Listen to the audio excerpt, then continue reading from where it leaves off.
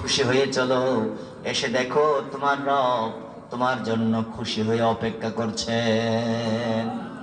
রাদিয়াতান মারদিয়া, তুমি খুশি হয়ে চলে আসো, এসে দেখো তোমার রব আনন্দিত হয়ে তোমার জন্য অপেক্ষা করছেন। সুবহানাল্লাহ। আমরা এই ধরনের আর একদল ফেরেশতা, জান্নাতি ফেরেশতা, জান্নাতের চাদর নিয়ে, জান্নাতের চাদর, সুগন্ধিযুক্ত চাদর নিয়ে তার কাছে এসে দাঁড়ায় থাকে। ওই আত্মাটাকে জান্নাতের চাদর দিয়ে পেঁচিয়ে সম্মান করে নেওয়ার জন্য। সুবহানাল্লাহ।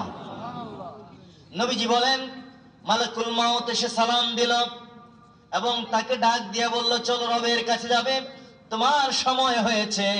তখন মুমিন বান্দার আত্মাটা এত দ্রুত বের হয়ে আসে, আনন্দের সাথে খুশিতে বের হয়ে আসে।